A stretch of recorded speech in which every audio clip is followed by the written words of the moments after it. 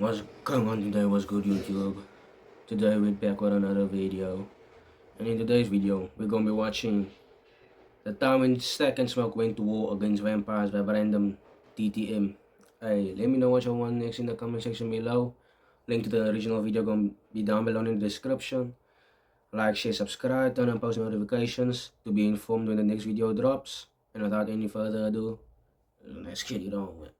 So the movie opens up with my dog Sammy pulling up to church, and he looks like he's going. His Sammy. clothes are all messed up. He got half a guitar with him, and he's walking like he got a pipe stuck up his ass. He walks into the church, and his dad is trying to get him to leave the life of sin behind him, which is really just playing music. Like, I don't see the big deal, but fuck it, bro. Who cares? We then cut to the day before, and as soon as I saw this in the theaters, I knew I was in for some fuckery to take place. All the creepy, scary ass movies always start with this shit, bro. I hate it. We see Sammy getting off his shift picking cotton, and holy shit, I did not realize how big cotton fields are. Nah, the white folk dead wrong for this shit, bro. You couldn't even get my man a pair of shoes. He don't even get a pair of work shoes. You dead ass? I bet we got some for your ass. We then cut to Smoke and Stack just chilling outside, you know what I'm saying? And they're both played by Michael B. Jordan. They're about to buy this sawmill from this not at all racist possible KKK member white man. I'm sure he's a nice guy. I'm almost positive he's a nice guy. And after almost upping pole on each other, the twins end up buying the spot, and they tell Los Polos to fuck off. They tell him that if they see him or any of his people on their property, they gonna let it rain on their ass, so they better not step. We then see Sammy chopping it up with Pops, discussing church stuff, you know what I'm saying? And Pops is not like this music business at all. He is not going for it. This movie takes place in the 1930s, so anything that ain't straight from the Bible itself might as well be the devil's word to these people. If God himself did not say this shit, people do not give a fuck. But he does drop this fire ass bar on his son. You keep dancing with the devil, one day he's gonna follow you home. That shit gave me chills, bro. Something about old churches like makes me feel and the way this motherfucker looks certainly doesn't help either, bro. He looks mad creepy. The twins end up picking up Sammy, who is their cousin the whole time, and we then get a little bit of lore about the twins. And turns out they was in my hood of Chicago, Illinois, fucking shit up with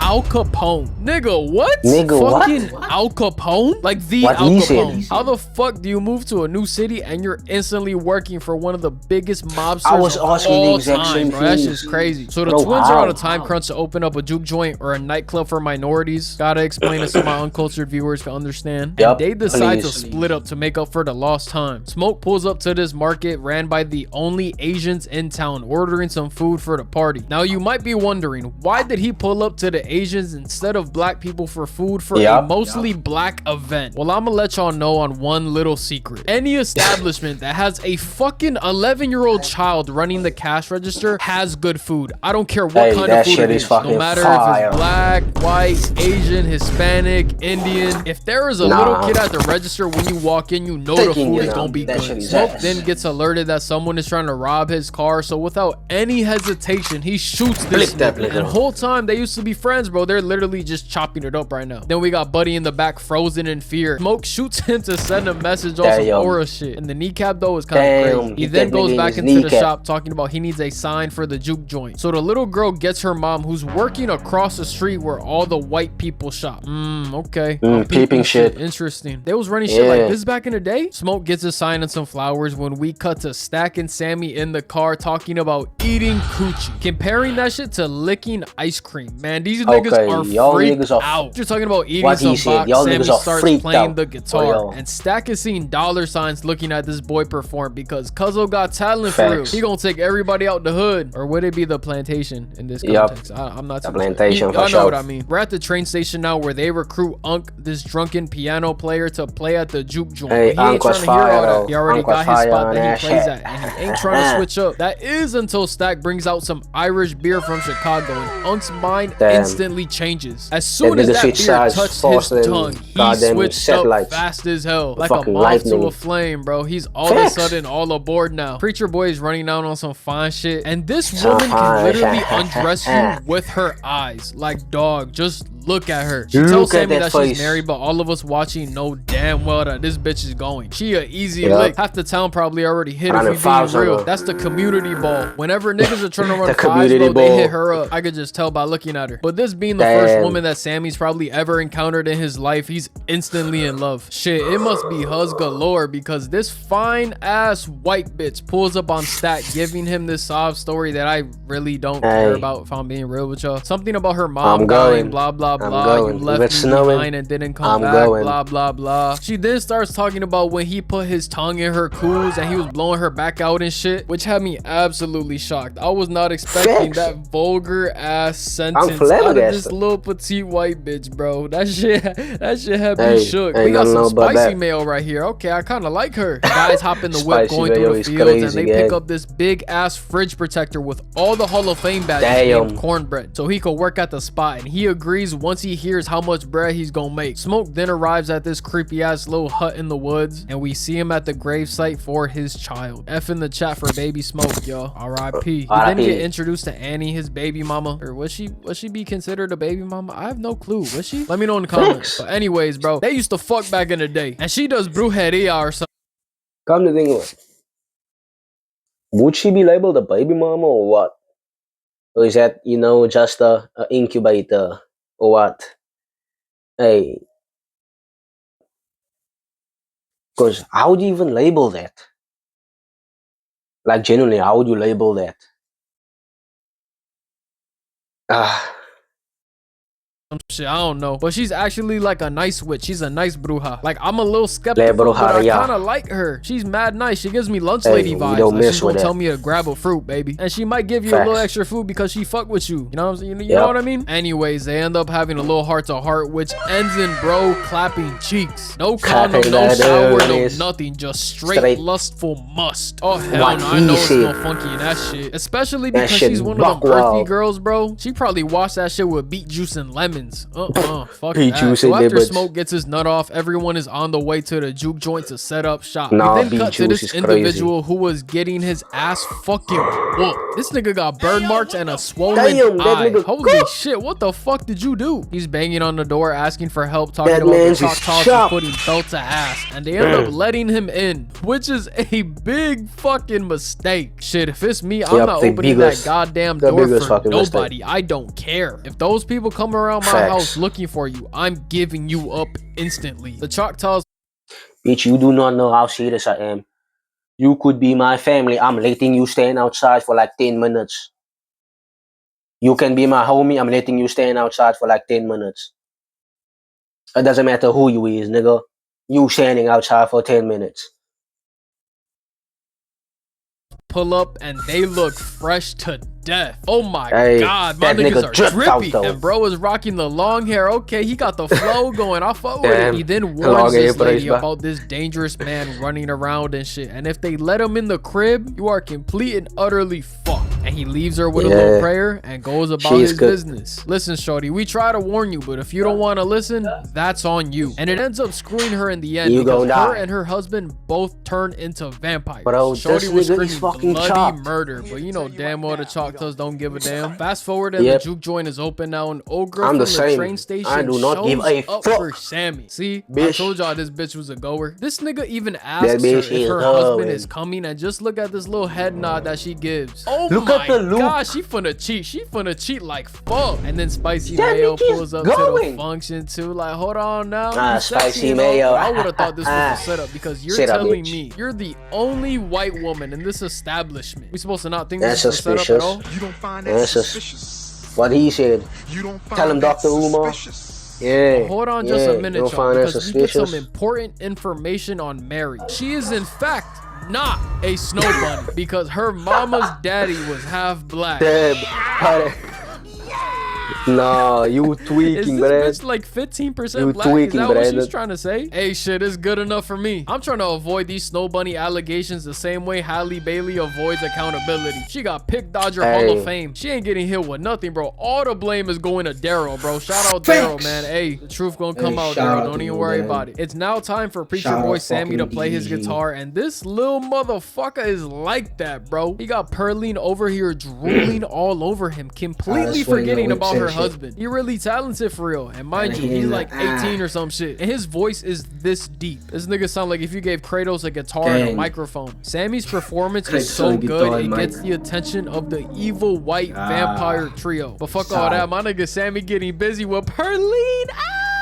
Talking about he trying to eat the box. Mind you, this bitch warns him that it's gonna be a little funky. She walked all the way here in humid ass Mississippi. So yeah, that shit gonna have a little twang to it. Plus she's been dancing all night. Oh hell no, bro. That shit gonna be like eating a bag of sour Skittles and mixing it with lemonade. Poom Poom gonna be tangy as hell. But nah, Sammy, you got that, bro. You the toughest, gang. You him. You different as fuck, gang. No sniff test or nothing, bro. He just put his face straight in that motherfucker. I know it smelled like the Shea Frost at Streamer University. This nigga put a washcloth deep into his asshole, bro, cleaning that shit, and then instantly put it on his face. Nah, gang, you never beating the stinky allegations, bro. Like, if you do this shit behind closed doors, fine, whatever, nobody would actually ever know. But you did this on stream. Stack over here says cousin devouring a fish fillet, and he's proud as hell. I don't know how shit was in the 1930s, but I hope my son got to beat the box after he got done eating it. The evil white people pull up to the function, and Cornbread is standing 10 toes down, not letting them in. And then everybody pulls up to the front door to talk to him. They trying to figure out what the hell is going on. Even Sammy funky ass is there. I know your top lip smell buck fucking wild, boy. That shit probably burning your nose hairs. Everyone else probably smells it, but they're just trying to be nice, ignoring it, or they can't smell it over their own must. Either way, Sammy a dirty little fuck. Smoke then asked them if they're clan members, and Remick is actually offended. He's like, bro, I may be a murdering vampire, but I ain't no goddamn racist. Come on now. I don't want to kill you because you're black. I want to kill you because I'm a vampire. Smoke then tells them they can't come in because they're white, and Remick asks, how did this little white bitch get in then? But they don't know. Mary is 12% black, so she's valid. And she takes BBC, so that bumps her up to 25% if you ask me. Plus the attitude and how she speaks and the way she walks, you know, she got a little rhythm to it. Add that all up and you get just about around 50%. So in all reality, she's half black if you think about it. And let me know if my black subscribers in the comment section not rocking with this, and I will personally give her an honorary Puerto Rican card. Is that valid, y'all? Let me know in the comments, bro. Is that valid? Is she an honorary Latina or no? Because in my opinion, I'll give it to her. I don't give a fuck. So the white people leave and we find out that money-wise, the twins are in the negative right now because the folks are paying with plantation money, not real money. So Mary's like, okay, I'll go talk to the white people, see if they got some money for us and whatnot. And we then find out that the twins robbed the Irish people of their beer and the Italians of their wine, causing a war in Chicago. And that is the real reason why they left and came back to Mississippi. That is a W plan, I'm not gonna lie. But if and when they find out, bro, holy shit, you these motherfuckers start to shine. That gives her her pole and she goes outside to talk to the suspicious white people, and they're still playing music. And I don't know what this little bitch right here is playing because she has a violin and her top fingers are not moving at all. So this is already sus as hell. I'm not liking what's going on right here, not one bit. Remick then gives her 2 golden coins to lower her guard, and she's chopping it up with them. You know, she's like all buddy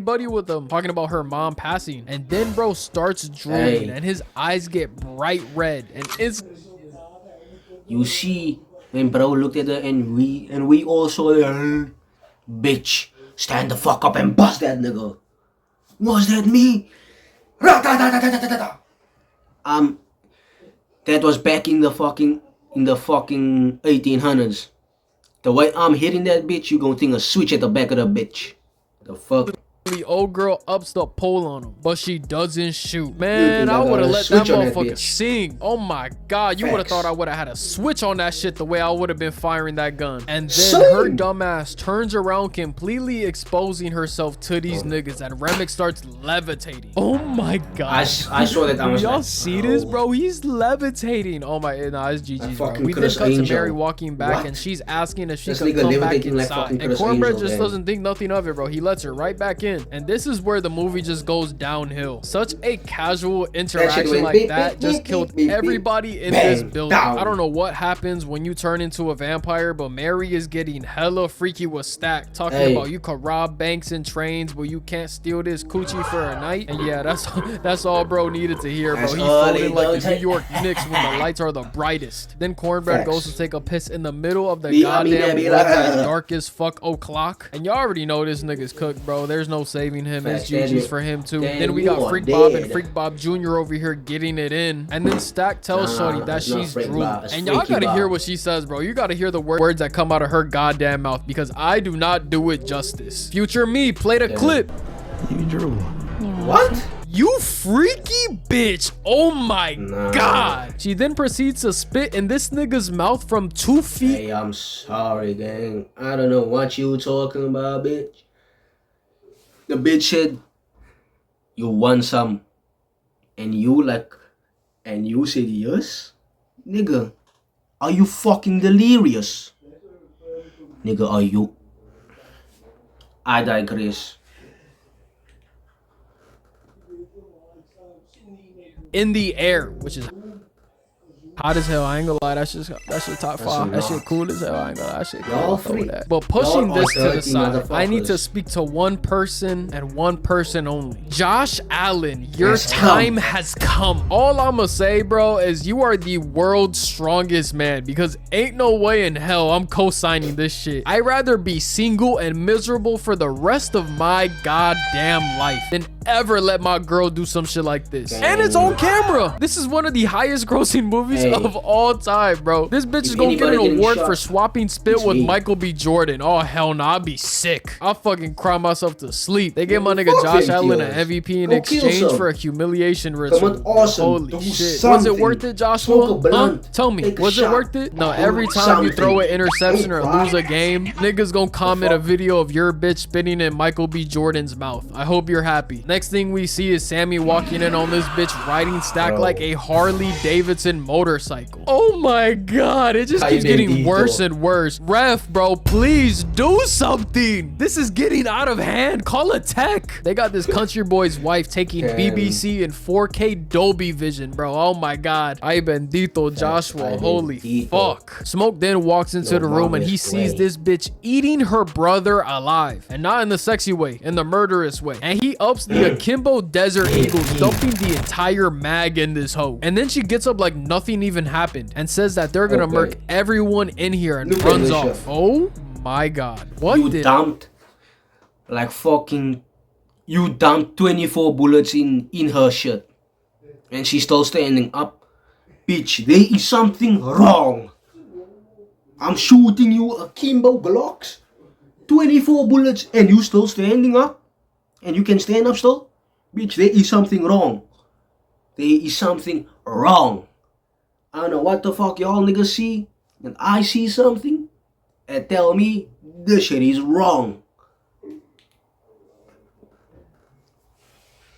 I just witnessed? This 130-pound 130. woman just took 24 bullets from a A desert eagle. eagle, from 2 desert Two eagles, from eagles. less than 10 feet A away, fucking and it's desert perfectly eagle, fine. nigga. Yeah, I ain't gonna lie, bro. The vampires got the super soldier serum. They got Shorty moving like Captain Damn. America in Civil War, bro. Stack then dies in Smoke's Whoop arms, that bleeding nigga. out, and they kick everybody Hey, out I'm the doing spot. this, And hey. can y'all believe that someone had the That's either- audacity, the I'm kicking fucking them niggas gall out to tell or him to we play the stay until music the again? morning. Man, if you don't take your drunk ass on somewhere, bro, and he's trying to tell Smoke that they're dealing with some wild Hey, I'm shit, listening he's to talking about Annie. we gotta move the body Hey, she's outside. a but liberal Smoke heart. is She not know going her for shit. none of that. Meanwhile, Grace and her husband are trying to leave, bro, because they did not sign up for this bullshit, which is I mean, understandable. I can't even be mad at it. Annie ends up locking not Stack wrong, in the though. closet, and Cornbread finally comes back to the Alright. spot, but he's moving mad weird now. sus. Talking about, are y'all gonna let Oh, me in? nah. Oh, They nah, got him. bro. They got him. He's one of them. So they decide that they're not gonna invite him in whatsoever, but Cornbread wants his money. And Bitch, Annie I'm tells throwing that Smoke shit like to a give it to stripper. him carefully. I'm throwing So what that does he shit do? like He I'm throwing extends his fucking entire focus at the arm. stripper. The fuck? He extends his entire arm I'm throwing out that of shit the like it's a building fucking- safety, like- almost like I'm getting throwing a bit rock. over $10 I would have threw that shit at him like I'm at a strip club. The fuck are you handing him the money throwing for? that Mind shit. you, Smoke is supposed to be the smarter brother out of the two, and he ends up doing that shit. Speaking of brothers, Stack is back from the dead now, Bad. like if he's the goddamn Undertaker. Stack is back from the dead, and he's trying to politic with his brother to open the door, even swearing on his mama's Hey, grave that he's okay. swearing on your Wow, mama's grave is niggas just be crazy. lying, bro. On your your mother's grave too? Nah, that's Niggas crazy. just been Smoke lying goes for to get the shit. key from Annie, but Stack hit sticks the fuck out of this door like God Montez damn. Burfict did Antonio Brown. And then Annie throws a jar of pickled garlic at him, burning his face, God, that nigga confirming look that like these Two-Face. motherfuckers are vampires. They gather up all the guns, garlic, wooden spikes. They also then find this dead body in the juke and drag it outside with no sense of urgency whatsoever, spiking my anxiety through the roof. But it's fine, it's okay. Plot armor's kicking in right now because they hear Remick and the other vampires playing music. How convenient. The one time that they come outside to drag a body, the vampires are not there. I can't even cap, bro. This is just a banger. This shit is hard. Just look at Remick tap dancing and shit, bro. He's hitting that. I ain't gonna lie, bro. Okay, I see you, gang. That toe drag was swaggy as hell. I gotta give it to you. That shit was tough. So after that scene of Stomp the Yard with vampires, we see the gang all eating garlic. Just to make sure everybody's still human, making sure that we don't got one among us. And everyone eats it without a problem, except for Pearly. This bitch is making such a big fuss about not wanting to eat it. And this alone would be enough for me to shoot her dead on the spot. I do not care. I'm in such a crucial life or death situation right now, and you want to play games because you don't like the food. If I'm Smoke, my brother just died in front of me, so if your name isn't Sammy or Annie, I will blow your fucking head off your shoulders with zero hesitation. So Smoke ups it on her, and Sammy's trying to be Captain Save a Trashy Hoe and gets pistol whipped for it, which is hella deserved. I don't care. Nigga eat some pussy and he think that he big and bad now, bro. Sit the fuck down. Everyone eats it and we're all good now. Coast is clear. Everybody passed the test. And y'all remember that dead body they drug outside a little bit ago? Well, it turns out he wasn't dead. He was just passed out drunk. And now he's banging on the door begging to get in. But just as Smoke opens the door, he sees Cornbread murking him. And now Grace's husband finally comes back. Not at all suspicious. You see a vampire eating a person in front of you and you don't even bat an eye? Yeah, I ain't gonna lie, it's getting a little sus. Everybody type sus in the comments right now. And to confirm my theory, we peeped that he's got some blood from a bite on his back bleeding through the shirt. Can't trick me, you little bastard, like you was gonna trick your wife. I got WIQ. I got 200 fucking IQ, bro. You can't do this shit to me. Like, I'm smart as hell. And here comes Remick talking about let me save you. But Grace is not going for it. So Remick threatens to kill Lisa, her daughter, and starts speaking goddamn Chinese, saying that he'll lick her good and shit. Oh, hell no. This is so cruel. I can't even imagine being in this situation. Remick then dropped some lore about Hogwood, you know what I'm saying, the Los Polos lookalike from earlier, telling everybody that he's the head honcho of the clan and he always planned to kill them the next day. It sounds about right, I ain't gonna lie. I don't know why the fuck he would make that up, so I believe him on this. And now we got Stack playing the brother card on Smoke, trying to convince him to be a vampire with him. Smoke ends up sticking strong, and now Grace is saying they gotta attack them before it's too late. Questioning Smoke, I ain't gonna lie, little lady, you're pushing your luck way too much. This is the 1930s. I wouldn't have been surprised if he would have backhand your ass. You're thinking emotionally right now, not rationally. That will only hurt the team. I gotta cut you out as soon as I can. I personally would have threw you outside to be with the vampires and shit. You gonna end up getting all of us killed because your feelings are hurt. But if you're inside my sawmill that I just paid for, you gonna listen to what the fuck I gotta say. And oh boy was I right, because this stupid bitch cannot keep her emotions in check. She then invites the vampires in, antagonizing them. Oh my god, are you dead ass? There's no way. There's actually no way that you're dead ass right now, Grace. I just would have shot her. I would have looked that bitch on fire and there, bro. Like, what the fuck? So now Remick got this big ass smile on his face after being invited in. So bro opens the door like he's paying the goddamn bills and shit, like he owns the goddamn place. And Grace throws the Molotov she had directly at him. Oh my god, are you actually supposed to throw it at the floor? At him, you throw it at his feet, goddamn it, because he just slaps it away with ease. Now you just wasted a Molotov. All hell is breaking loose right now with Grace dying, killing her husband while burning on fire at the same time, which is amazing news. This is perfect timing, because after the shit that she just pulled, I couldn't think of a much better death for her. I ain't gonna lie. Thank god that puta is dead, bro. I hated her. Smoke is racking up the kill streak right now, going nutty, and Annie gets caught lacking with Stack biting her. But Smoke promised her if she got bit that he'd kill her, not letting her turn. So he follows through with that. And then Mary is absolutely flabbergasted. flabbergasted. She's sad as hell. Like, did you actually think Annie was gonna be You fine know with she turning? don't- There's you no know way, she don't right? There's fuck no with way this you shit. actually thought And that. you So think she Smoke gonna and be Sammy alright are with running becoming upstairs one of trying to y'all? get away, but No, they get bitch, caught you're off by stupid. Stack and You're Remick. Slim and Pearline get bit, so it's GG's for them. RIP in the chat for them. They was cool while they lasted. GG's. Mostly Slim. I fuck with Slim. He cool as shit. Sammy is running away into the sunrise, and this nigga levitates like Chris fucking Angel Angel. to get Sammy. That's Oh fucking hell crazy. no. Then slicing his face up. The twins are now fighting, going back and forth, landing blow after blow. Stack then throws his human brother, human by the way, against this wooden Now, beam that take a should have look at shattered that. his back He's into back. pieces. He's But he back. gets up like nothing ever happened. Should've Let me get a been out double of there. plot armor in the chat. He then Damn. Spartan kicks him and lands a right, then choking him out again. He then gets elbowed and flipped over, going to bite Smoke. But that little bag that Annie gave him earlier got if it was magical me, I'm putting powers that or bag some shit. down It's like his an throat. invisible force field because it Let him protects choke on the Smoke from fucking getting garlic, bit. bitch. It's almost like Annie is the Black Sue Storm, because how the hell did this shit happen? Smoke is about to stab his brother when we cut to Remick just toying with Sammy right now, literally baptizing him while he's saying a Bible scripture, which is actually insane. You're dead ass mocking God right now, but Karma's a bitch. Karma's a fucking. I was genuinely shocked. This motherfucker is you know, reading Bible verses. Well, not reading. He's telling that nigga Bible verses, saying it while baptizing him, and shit happening to him. Not even. So what does that mean? A crucifix not gonna affect you? Exorcism not gonna affect you? Praying not gonna affect you? If that's the case, hey, the Holy Knights Templar, we don't need you. Now we need fucking Van Helsing, bitch. Bitch, because Sammy smacks him with the guitar, jamming a metal piece in the side of his head, and it allows a little bit of separation, but only delaying the inevitable until Smoke stabs him through the chest, making the save. The sun rises, burning all the vampires to death, and Remick turns into this big ass fire tornado, dying. Sammy then drives home, and we see the exact scene that we saw in the beginning of the movie. And when I first saw this in the theaters, I was absolutely mindfucked. I was completely in disbelief. I was flabbergasted. I was all the synonyms you could think of. But I'm gonna step out for a little bit. I gotta handle some real quick. Don't worry though, y'all are in good hands until I get back. Shout out to my dog Brandon. But it's my turn now. And the scene starts with Smoke trying to roll a blunt, thinking about the last night. He had Remick outside the function like these, like he just hit a game-winning shot. He was in there making sure that all them niggas are put to death. Jim Crow watching this movie from hell just like this. Incredible. And although he had a lot of things to blame for that terrible night, like that one Asian lady, I would have strapped a pipe bomb to her chest. I would have come fucking awesome, bitch.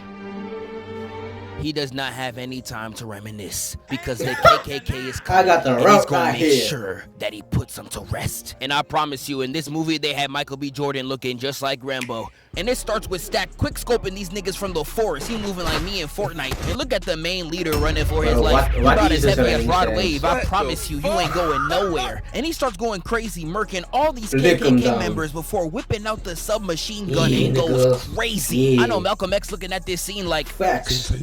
But the KKK moving on Fraud Watch, they moving like DDG in the studio, straight misses. Because how did y'all pull up 30 niggas deep and can't even land a shot on one man? Like, dog, where are you aiming? And Smoke burns all of them alive, got their skin burning. Magic Johnson could relate, and despite only getting hit once, the writer said your time has come. And while bro's trying to reconcile with his wife, you got the KKK leader in the back talking about some. Well, bros, that shit Oh hell no! What the fuck is this nigga talking about? Asking to get your life spared after doing all that, nigga, you're corny. Michael B. Jordan's face really said it all. He was like, "Is this nigga serious?" And he does this nigga. Gang, I'm unloading. Sammy then leaves the church, refusing to give up the guitar, and drives off. And we fast forward to Chicago, Illinois, 1992, to Sammy as an old successful musician. And Stack and Mary pull up on him after one of his shows 60 years later. I don't know why they waited this long, but I guess. He plays the old guitar from back in the day for him. Stack then leaves him with a $200 bill, which is probably drug money. I ain't gonna lie. I'm not racially profiling. I'm just saying his character was a gangster before, so he's probably a gangster now. And they go their separate ways. And yeah, that's the video, y'all. I hope y'all enjoyed. You know, I had to drop another banger for y'all real quick. We are on the road to 200K subs, man. I love y'all so much. Y'all have no clue. Congrats, gang. Hey, congrats on 200K, Brand. Hey, y'all motherfuckers need to let me know what y'all want next. As I said before, like, share, subscribe, turn on post notifications for when the next video drops. The original link to the video down below. And I'ma catch y'all niggas in the next one.